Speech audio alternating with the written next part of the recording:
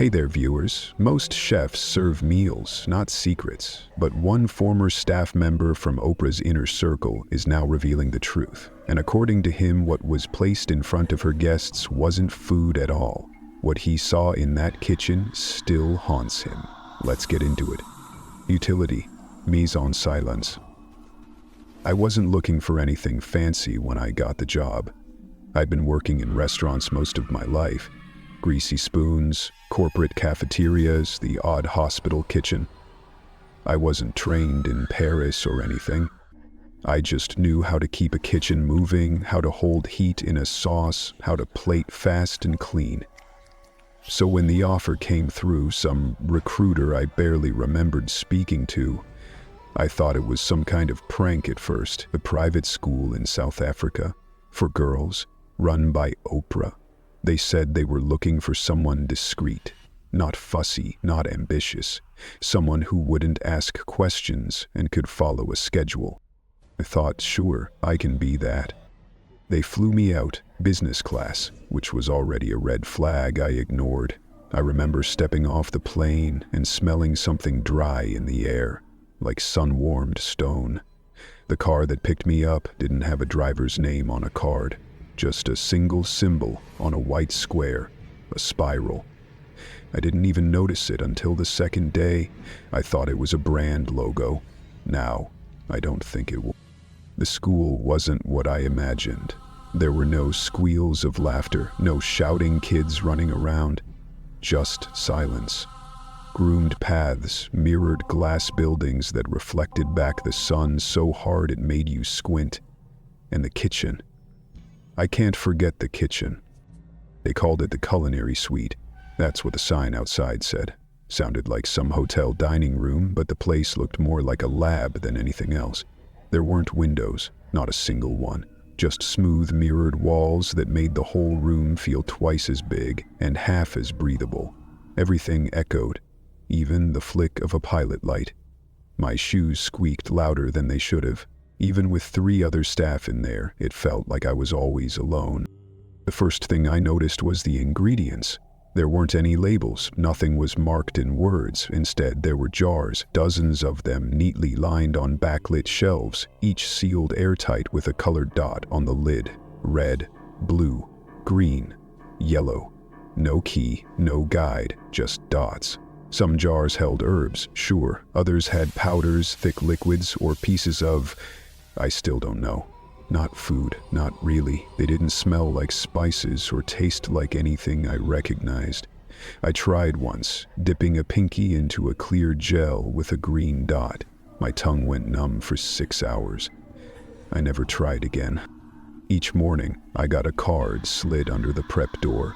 No names, no greetings, just a list. Cycle 4. Starter, quiet broth. Main mental. Compliance stack. Garnish, red dot 3 eggs. Plating, mirror half shell. No eye contact. That last line always got to me. No eye contact? With who? I never saw anyone. We weren't allowed out of the suite during active service. Meals were placed on a rolling tray that locked into a mirrored slit in the wall. I never once saw the person who took them. Sometimes I heard faint footsteps. That was it. At first I thought maybe it was for security. Maybe this was how elite schools worked. But the more cycles I served, the less I believed that. The more it felt like theater, or some kind of ritual. Each dish had a name but no recipe. You had to figure it out by feel. The other cooks didn't talk. Not to me, not to each other. Not even to themselves. I started writing little notes, just to remind myself I was real. I'd scribble on the backs of prep cards. Used yellow dot today, tasted like copper, guest left tray untouched. But then the notes started disappearing. Not thrown away, just gone. Like someone came in at night and took them. I asked the head server once what cycle 6 meant. She didn't answer. She just looked at me, almost like she pitied me. Then she said, "Just plate it like you remember." I didn't know what that meant, but I followed the card anyway. That's what they paid me for. The food wasn't food, that's what I kept thinking, even though I tried not to. The stacks we made didn't resemble any cuisine I'd ever cooked. Layers of gelatin, a single petal suspended in syrup, textures that crunched like sand or melted like snow. We used tongs for everything, even the liquids. We weren't allowed to use our hands. One dish, I think it was cycle 7, required a plating spoon with a mirror on the back. I asked why. Nobody answered, but I noticed something when I used it. When I plated that day's main, I saw my own face reflected in the spoon, except it wasn't quite mine. The expression was wrong. The timing was off, like it moved a second before I did. I didn't tell anyone. Then came the first spiral. It was maybe my 3rd week. I'd prepped a dish called Harmony Veil. I remember it because I had to layer translucent slices of some root I couldn't identify and drizzle a clear syrup in perfect concentric rings. It was tedious, took nearly an hour per plate. We sent 6 out that day. 5 came back empty. The 6th came back untouched, except in the center. Someone had drawn a spiral in the syrup. Not messy, not accidental, deliberate. The lines were steady, even, controlled. I stared at it for a long time, like it might move if I blinked. I didn't show it to the others. I scraped it clean and told myself someone was just playing around. But my hands shook for an hour after. A few days later, I found a napkin folded under the rim of a serving tray. It wasn't stained. No lipstick, no crumbs, just a napkin, neatly pressed. I unfolded it absent-mindedly, expecting it to be blank. It wasn't. Written in tiny, cramped script were the words, "This isn't food, it's rehearsal." That's when I stopped sleeping through the night. I carried that napkin around in my back pocket for weeks, reading it over like it might change. I didn't show anyone. Who would I show? Nobody talked. Not really. Not even the night janitor, who only came in when we left.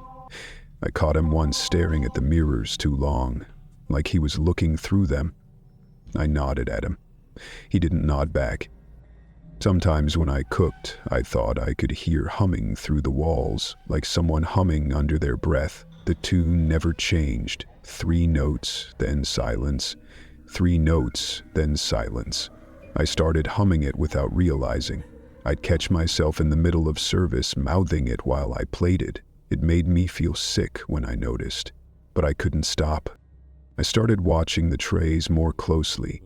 Every now and then one would come back not just scraped clean, but polished, like the plate had been scrubbed with some kind of solvent. No residue, just sheen. I started wondering if the guests were eating the food at all, or if they were doing something else with it. Smelling it, studying it, repeating it. I dreamed of trays lined up end to end, leading into a tunnel with mirrored walls. Each tray had a plate, and each plate had a different part of my face on it. Nose, eyes, mouth, tongue. At the end of the tunnel was a giant spoon. Not metal, glass. It held a reflection, but the reflection was upside down, and it smiled when I didn't. I woke up sweating. I didn't sleep the next night. Then the cards started changing. Instead of cycle 6 gratitude stack, 1 read. Reflection cycle 3 compliance garnish. Entree handler, you. I stared at that last word for too long. It wasn't a name, just you. Like the card knew I was reading it. Like it was written for me. I served it anyway. What else could I do? The napkin stayed in my pocket, the corners worn soft by my fingers. I'd take it out sometimes, late at night, just to make sure the words were still there. They always were. This isn't food, it's rehearsal. And the more I thought about it, the more it made sense. We weren't nourishing anyone. We were training them. Or maybe ourselves. Every garnish, every silence, every mirrored plate, it was a line in a script we didn't know we were reading. And we never met the audience. We just played it. And listened. And remembered even when we were told not to. I kept waiting for someone to say something, to tell me what the cycles meant, to explain the jars. But they never did. They didn't need to, because by then I'd already learned how to follow the recipe, even if I didn't understand what it was cooking. Chapter 2. The Spiral Course. I didn't think it would follow me. I figured once I left the school and put half the world between me and that kitchen, I'd be fine. I changed my number, my address, even my name on a few of the onboarding forms. Took a small job at a retirement home kitchen outside Cape Town. Nothing fancy, just soup and toast. No plating, no prep cards. No mirrors. And yet, every time I cook now, I start the same way. Without even thinking. Spiral, garnish, silence. It's not even something I choose. I just find my hands moving in that pattern. Whether it's spooning mashed potatoes or layering jam on a cracker, I end up tracing a spiral. It's faint, but always there. I caught one of the nurses staring at a plate once. She asked if I'd learned presentation at a culinary school. I said no, and then I laughed too hard. She didn't ask again. Sometimes I hum while I cook. I didn't realize it until one of the patients started humming it back to me. 3 notes, the same ones I heard in the Olaja kitchen. Low, hollow, half of a lullaby. I nearly dropped a bowl when I heard it echo from the hallway. It's not just in the kitchen either. I see spirals in other places now.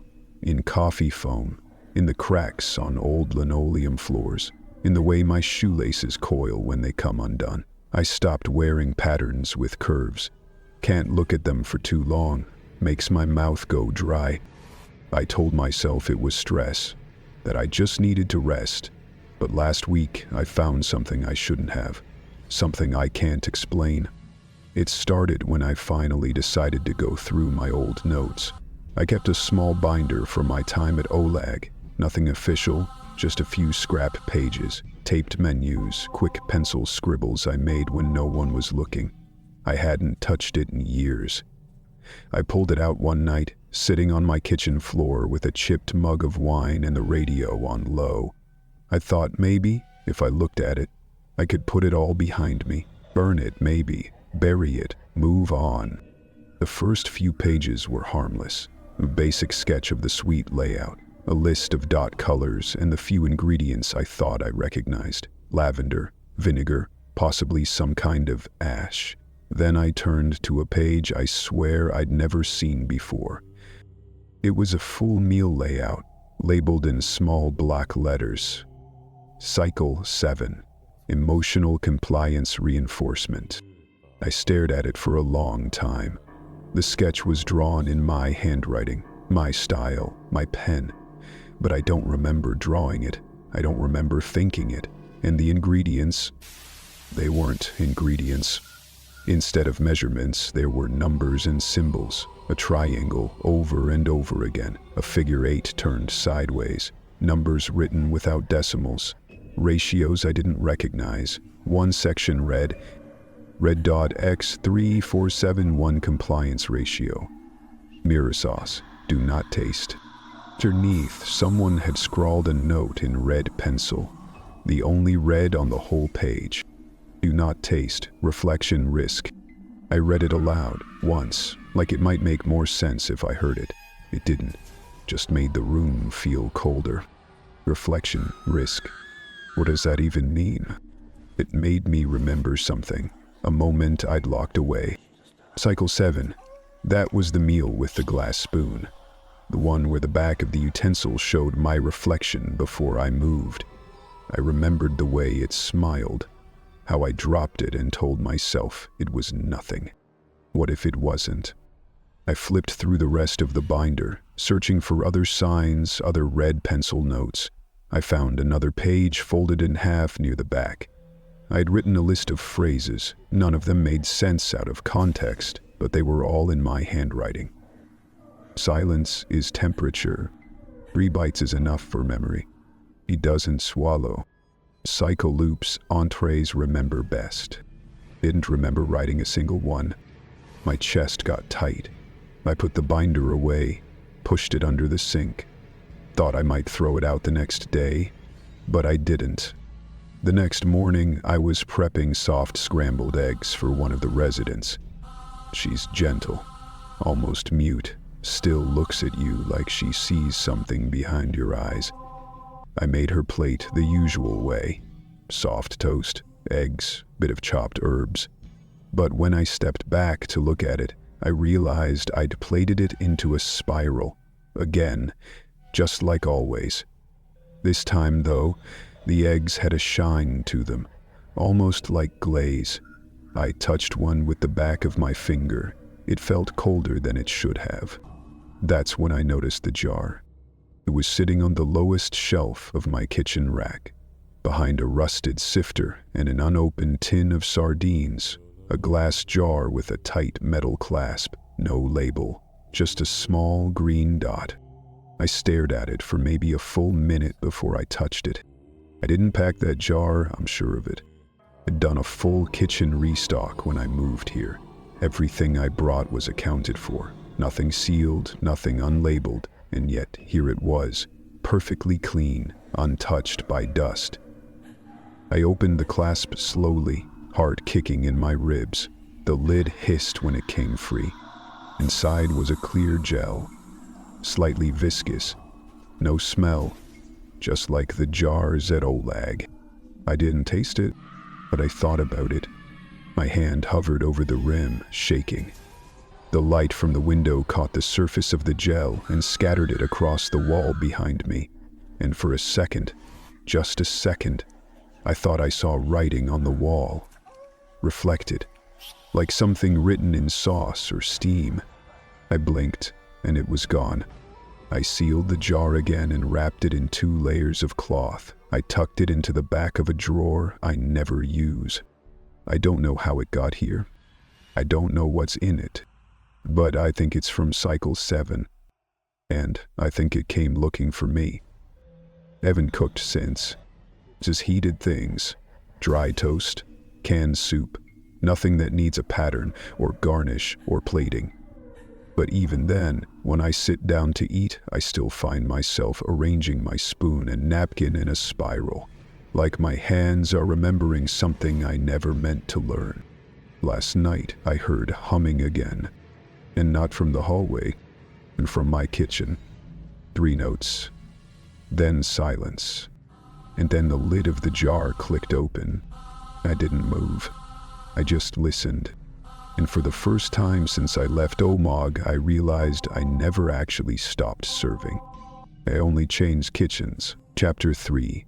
The Palate Cleanser. Confidential report. Filed under Oleg internal training records. Clearance, Level 4. Training ID, 126V. Name, redacted. Direction, 21 days. Settlement, unsubmitted recovery post.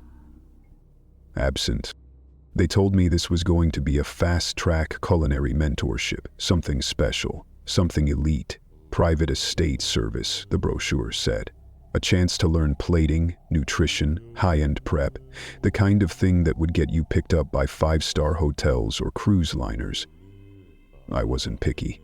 I'd dropped out of a culinary institute I couldn't afford, and when the recruiter said I'd be flown out and housed, all expenses paid, I said yes before she even finished her sentence. They met me at the Johannesburg airport with a clipboard, not a smile. A man with no name tag, no real voice, just instructions. No devices, no journaling. All belongings will be secured for your comfort. He handed me a small packet of beige clothes and a lanyard with my trainee ID, 112BV.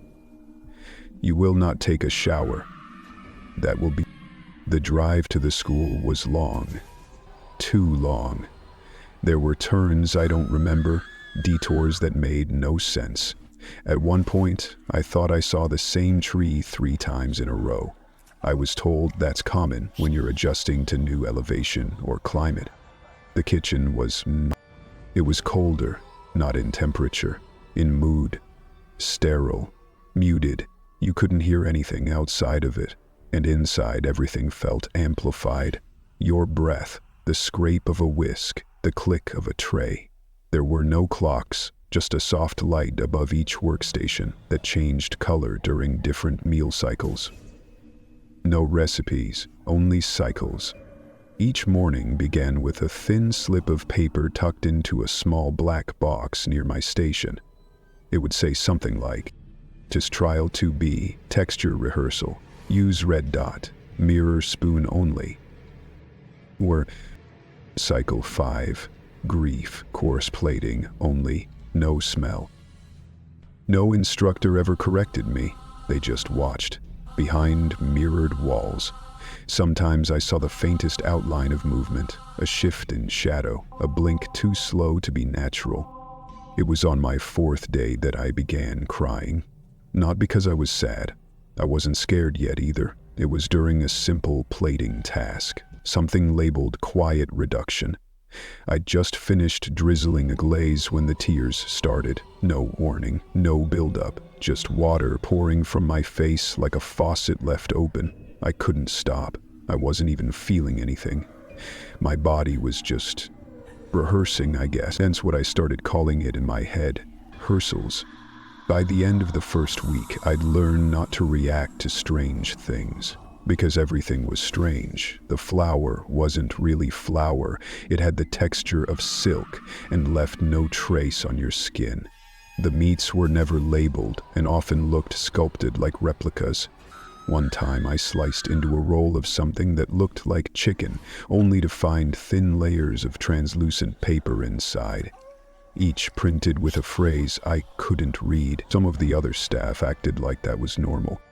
I thought about leaving every day, but I stayed because I didn't know where I'd go if I left, and because when you're deep enough inside something, even the most twisted parts begin to look normal if you squint. By the 2nd week, I started hearing things. Not voices, not at first, just notes. 3 low ones, in a pattern, like a lullaby played underwater. Then came the smell. Not a smell like food. More like memory. Like something burnt into the air from long ago. I smelled my grandmother's sweater, my dad's cigarette butts, my childhood blanket after a fever.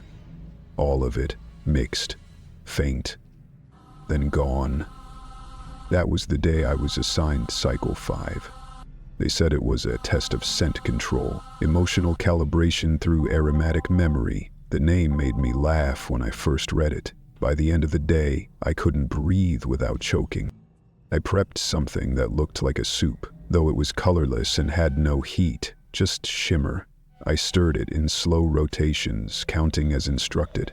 33 clockwise, pause, 18 counterclockwise. The scent changed every time I moved the spoon, from sugar to blood to plastic to wet soil. That's when I saw the reflection. In the pot, I was looking down at the liquid, and in the surface, I didn't see myself. I saw someone else, wearing my apron, but older, mouth open, staring up at me, like I was the one inside the pot. I vomited. Not just nausea, full body rejection, but what I threw up wasn't food. It wasn't bile. It shimmered. It moved. For half a second it looked like my handwriting. I wiped it away before anyone could see. The other trainees never spoke. I think there were 2 others, but I only caught glimpses of them. At the stations across the room, heads down. No footsteps, no muttering, just silence. Like mannequins trained to stir. There were no instructors, not really. Just the head chef, and she didn't speak either. She nodded once at me when I accidentally dropped a dish. I thought she'd be furious, but she just picked it up and placed it back on the tray. I didn't eat for the last 5 days I was there. Couldn't. Everything smelt wrong, even plain bread, even water. The sinks hissed when you turned them too far. One time the water came out thick. I told myself it was mineral buildup. My last full day in the kitchen was the clearest.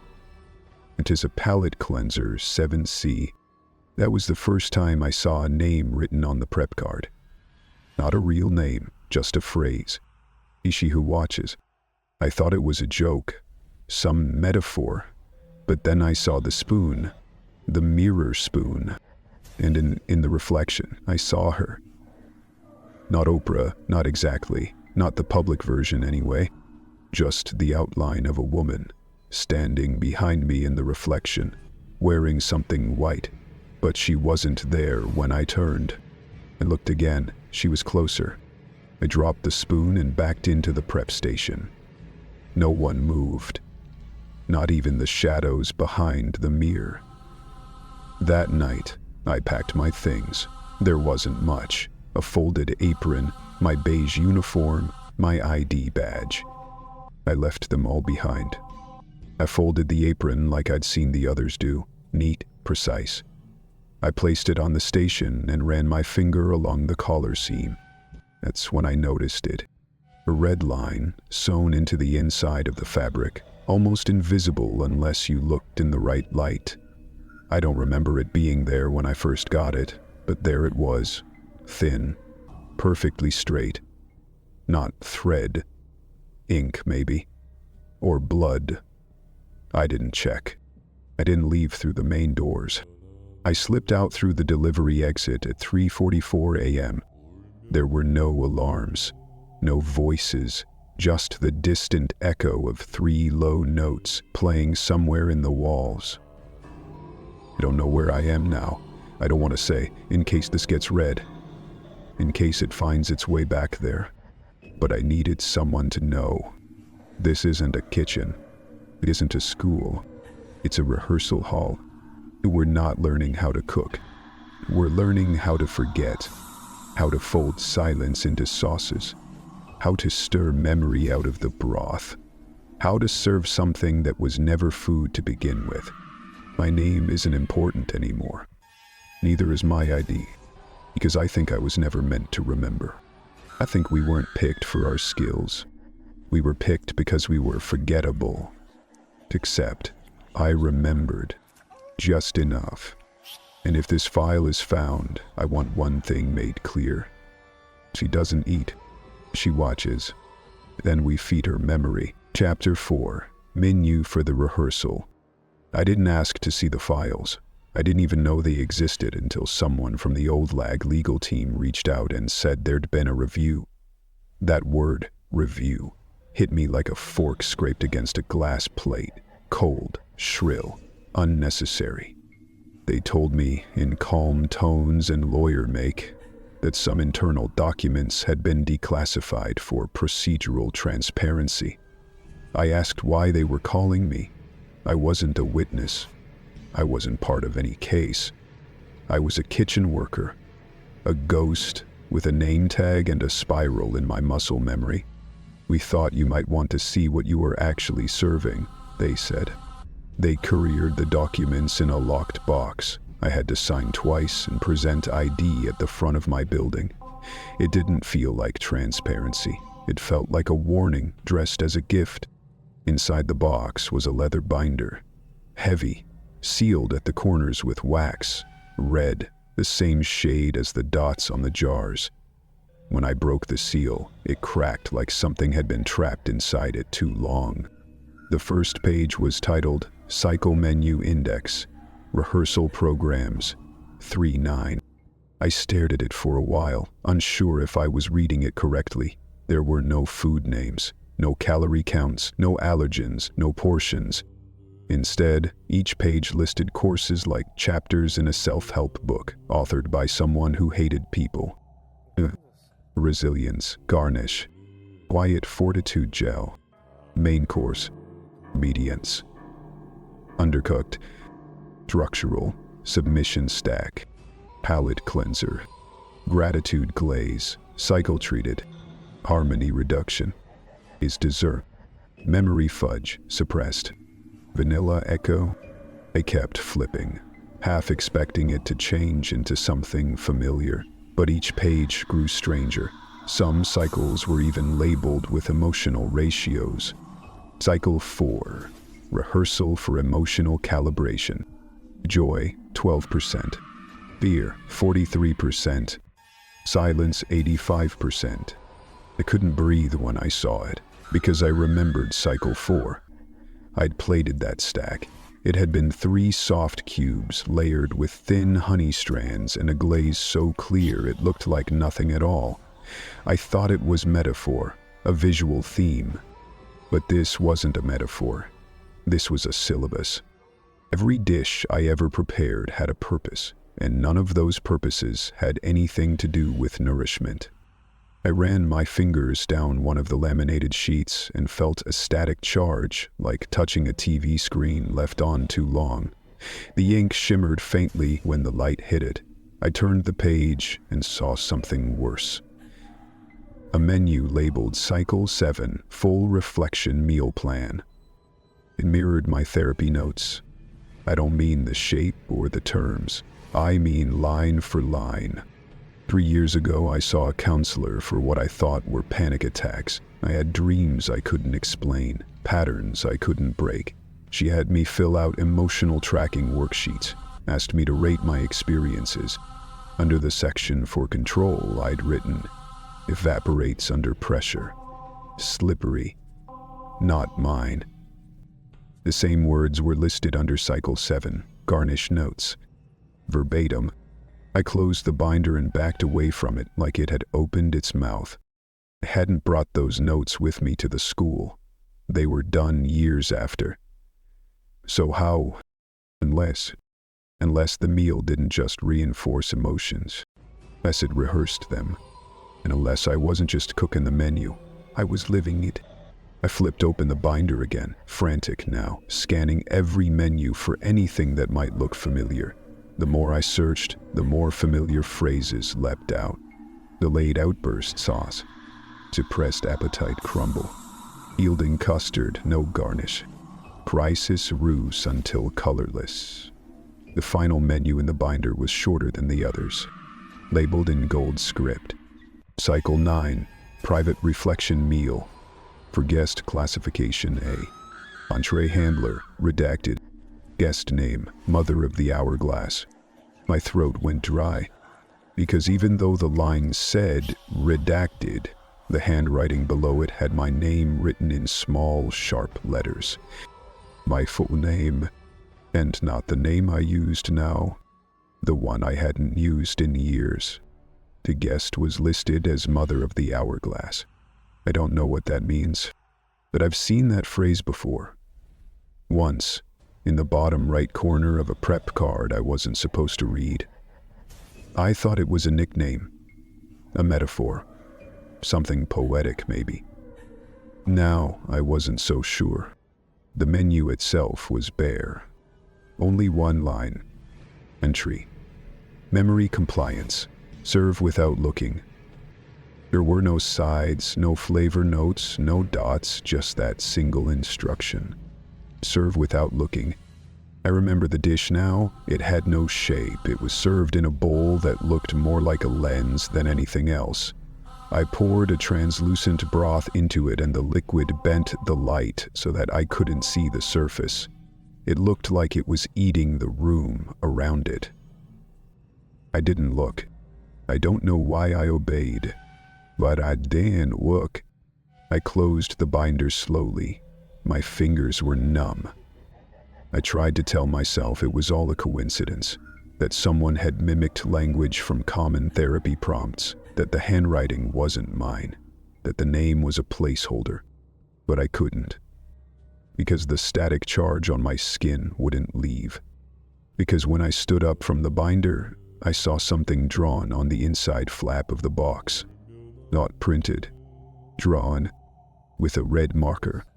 A spiral, and below it, the phrase, course completed, playback pending. Chapter 5, service window. I wasn't trying to find the tapes. They weren't marked in any normal way.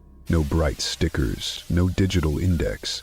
Just a cardboard box, sealed with old duct tape, stacked under a pile of unused tablecloths in the supply room of the community kitchen I volunteer at twice a week. I was helping reorganize for an inspection, that was all. I moved one stack and saw the word rehearsal stamped faintly across the top in fading ink. At first, I didn't connect it. Not really. Not until I lifted the lid and saw the labels. Cycle rehearsals, 20013. Oglag, culinary surveillance, internal use only. My stomach dropped so fast I had to sit down on a milk crate. There were over a dozen tapes, not digital, actual VHS, black cassettes with no visible branding, no timestamps beyond rough pencil scribbles on masking tape. I looked around the storage room like someone might be watching me. No one was, just the humming of a fluorescent light and the faint smell of vinegar and dust. I told myself I wouldn't watch them. But that night, I drove to a thrift store and bought the last working VCR on the shelf, brought it home, set it up on my coffee table. It made a sound like a dying animal when I powered it on, but the tape slid in smooth. The screen blinked. Then it began. The footage was in black and white, low resolution. There was no sound. The timestamp in the corner flickered 1:03 and 12 seconds, then reset over and over.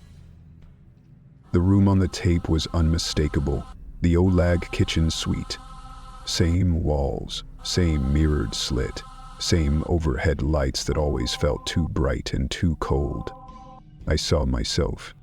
Not clearly, but I recognized the posture, the way I tilted my head while plating, that same nervous tick where I adjusted the tray alignment twice before sliding it into the pass-through. On the other side of the window stood a line of girls, silent, unmoving.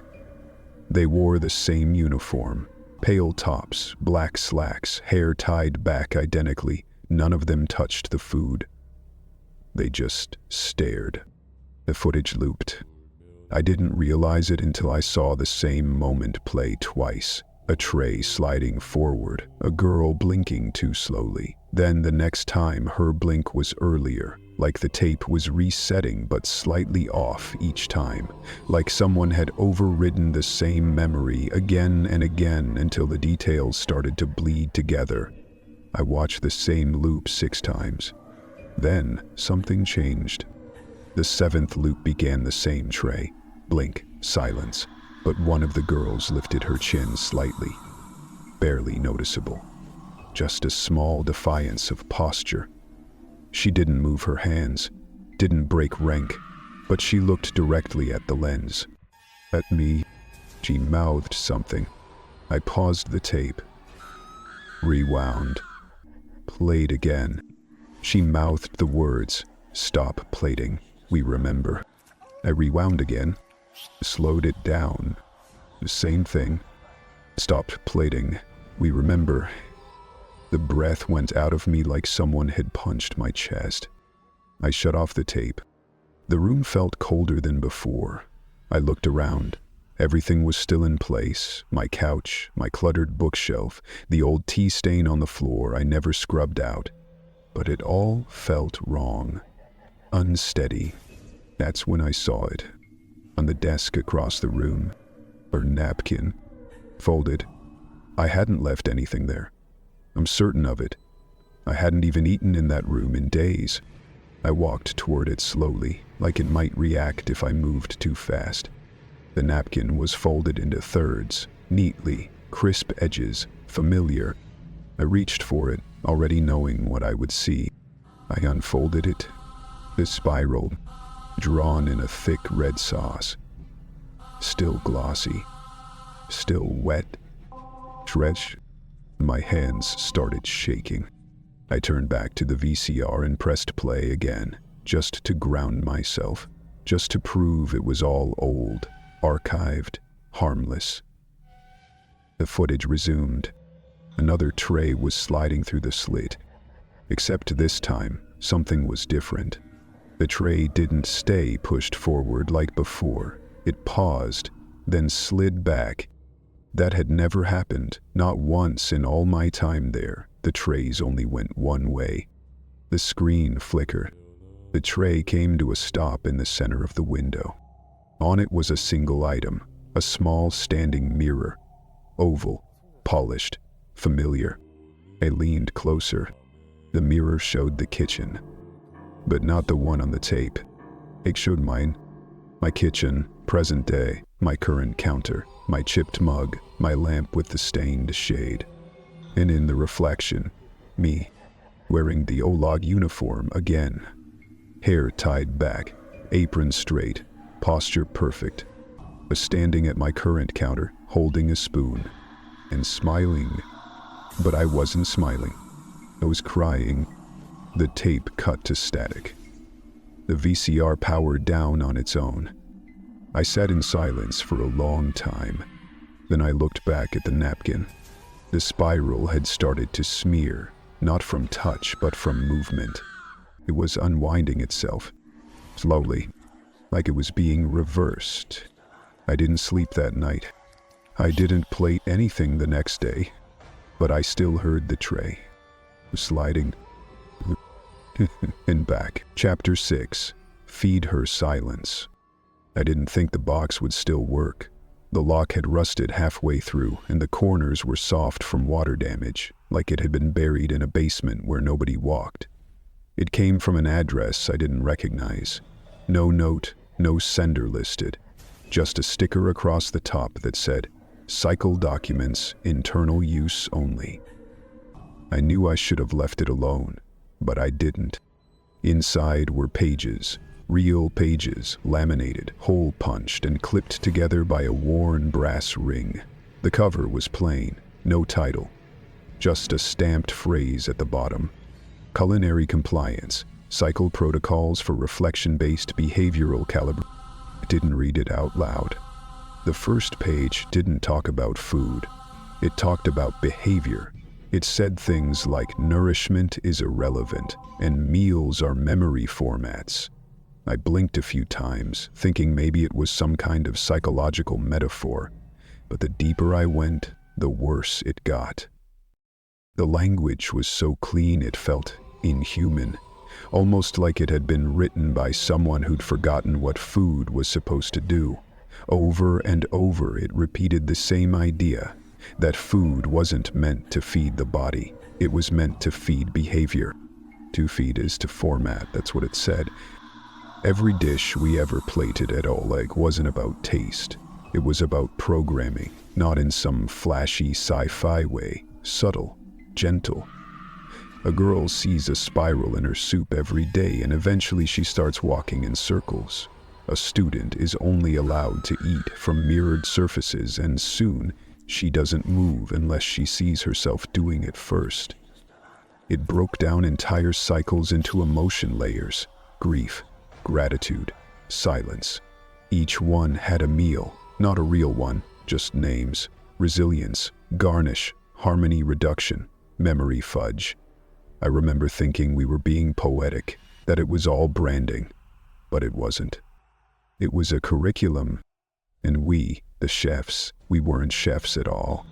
They called us entree handlers. That phrase chilled me, like we were handlers of the girls themselves, packaging them, training them, softening them up. The manual said our job was not to cook but to serve, reflected obedience. The phrase came up again and again: reflection compliant, palate ready. There were whole pages on how to fold emotions into visual meals, like how to layer textures to mimic fear, or how to use mirrors to trigger compliance during dessert. They even listed ratios: obedience stacks, 3 layers max, gratitude glaze, applied in silence, always clockwise. It felt like reading a religious text someone wrote with a scalpel instead of a pen. One paragraph said, "The student is not eating, she is watching herself consume obedience."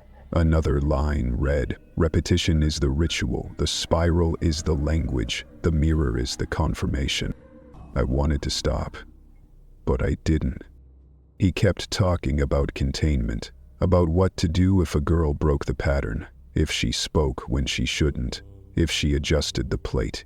They had procedures for that: quiet removal, reflection blackouts, memory resets. Even phrases like memory echo, contamination, like the mind could spill over if not properly dried. Desserts were considered dangerous. Sweetness, the document said, enhances false memory. That part almost made me laugh. But I didn't, because I remember the dessert I prepped on cycle 7. The one with the hollow center and the spiral drawn-in icing. The girl didn't eat it. She stared at it for 20 minutes, then smiled. The kind of smile that looks rehearsed. Then she cried, and I still don't know why. Toward the end, the document started referencing utensils, saying that some spoons shouldn't be used more than once, that any reflective surface showing temporal inconsistency should be destroyed, that knives were ceremonial only and forks could fragment memory layering.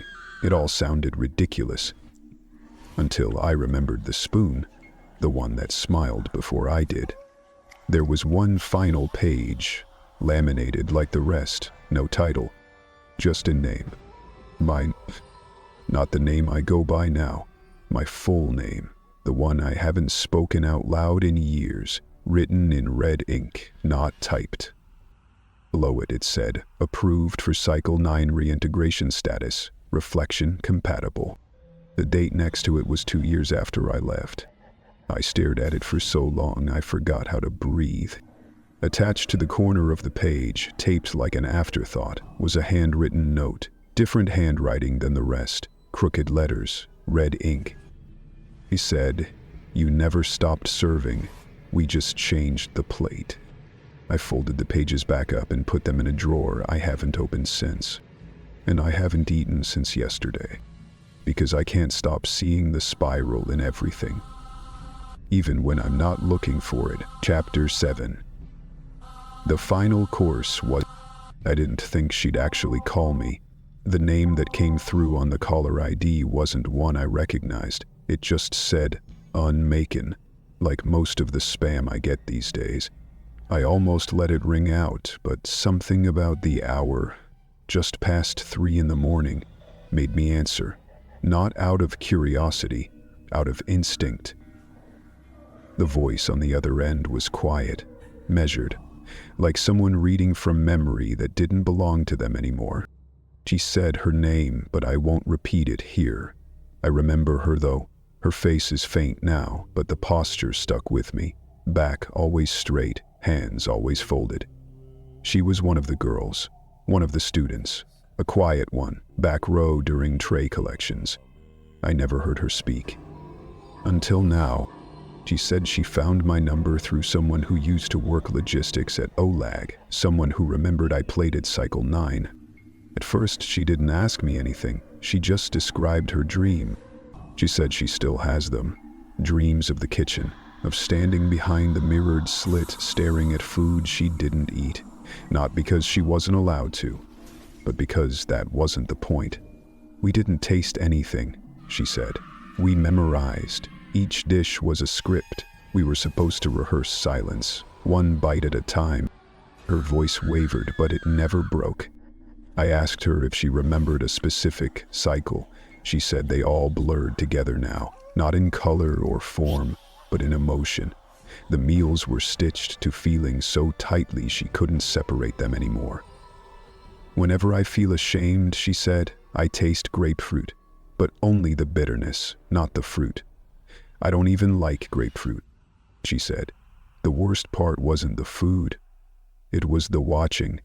Not them watching us watching ourselves. Every dish was served on something reflective. Every bite began with a glance, not at each other, at ourselves. Reflected in sauce, in spoons, in the glaze that always shimmered just a little too much. Then she went quiet for a moment, and she said she remembered me. You were the only one who didn't look at us, she said. That's how they kept you innocent. I didn't say anything. I didn't know what to say. I wanted to tell her I was just following instructions, that we weren't allowed to see the girls, that the mirrored slit was one way by design. But she interrupted my silence before I could even try. The question is, did you design the kitchen around you? She said. Not us. You were the audience, not the other way around. I think that's when something in me started to crack. She told me about something they called table service. I remembered the term from the menus, but it never made sense.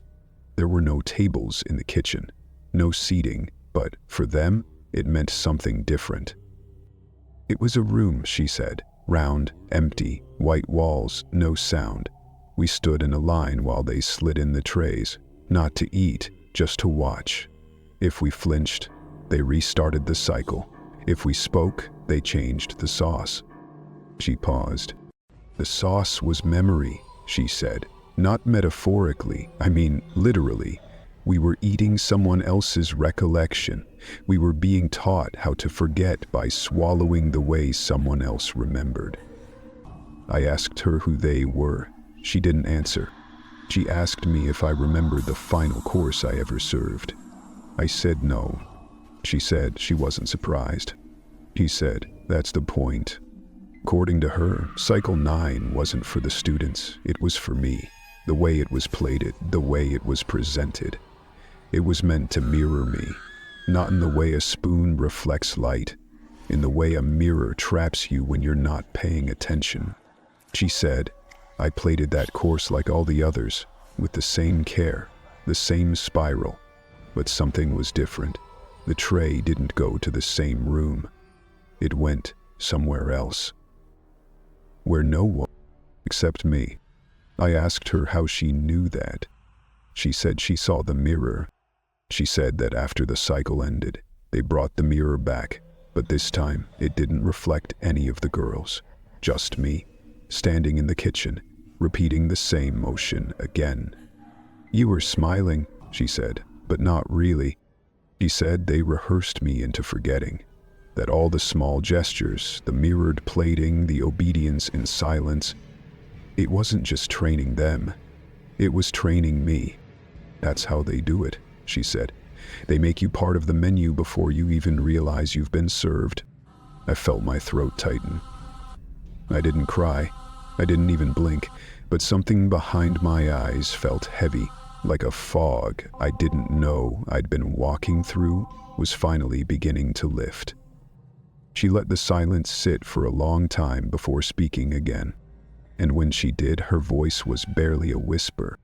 You were never the chef, she said. You were the entree. Then the line went dead. I checked a call log. No number, no trace. Just a voicemail that hadn't been there before, just static. And underneath it, barely audible, 3 notes. Low, familiar. 3 notes I've heard every time I plate something now. 3 notes I heard the night I found the spiral drawn in my kitchen window. Chapter 8. Reflection compliant. Cycle 7. Reinstated. This is the last recording. I don't know where else to leave it. I've already changed my name twice, burned the notes, locked the binder shut with a chain. I threw the VHS tapes in a quarry 2 towns over. But it doesn't stop. Nothing stops. And still cook. Not for people, not for any place, just for memory. That's what it feels like now. Like memory needs me to keep feeding it, or it folds in on itself. Every morning I tell myself I won't. I won't pick up the spoon. I won't spiral the sauce. I won't layer the starch 3 times, always in 3s, always soft to firm. And then I blink, and it's done, like my hands don't care what I say. I've been in this motel for 6 nights. Paid in cash, no ID. They gave me a key card with no room number, just a red dot stamped on it. The manager said it was their new system. Just a symbol, she told me. But I've seen it before. I've served from jars with that same red dot. I've written it in margins without knowing. The microwave turns on by itself sometimes. Always at night. Same time. 3:33 a.m. it hums, then beeps like there's something inside. But when I open it, it's empty. Just the faint scent of something sweet, something burnt, something I can't place but remember anyway. The reflection in the microwave door doesn't match me. I noticed that 3 days ago. I was heating water, bent down to wipe the counter, glanced up and froze. Because I wasn't wiping anything in the reflection. I was standing still, staring back at myself. Same posture, same clothes, but no movement. It blinked once. I didn't. I stopped looking after that. I've covered all the mirrors, except the one in the bathroom. That one won't stay covered. I tape paper over it every night, and by morning the tape's peeled back, like it's been softened by steam. The glass never fogs, even when I run the shower on high. I haven't left the room in 2 days. Every time I open the door, I think I see the service window.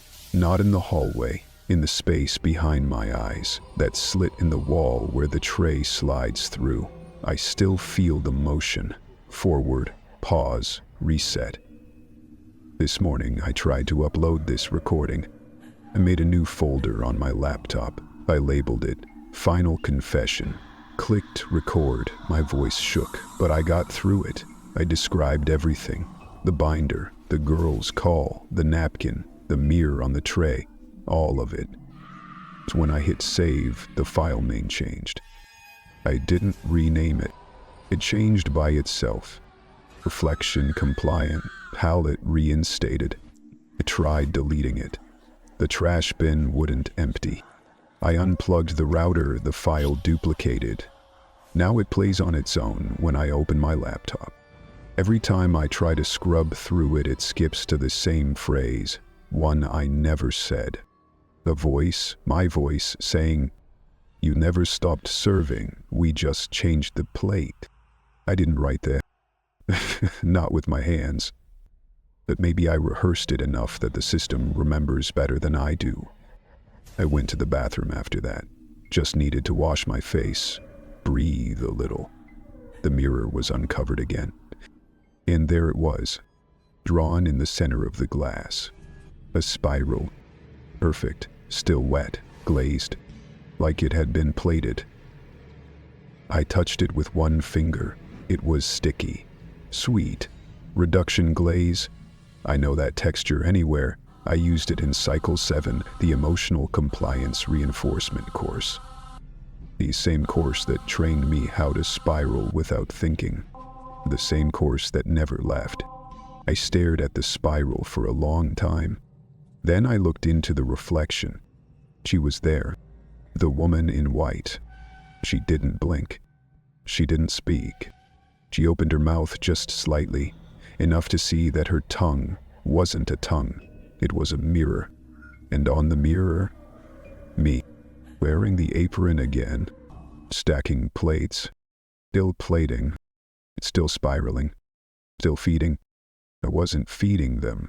I was feeding her.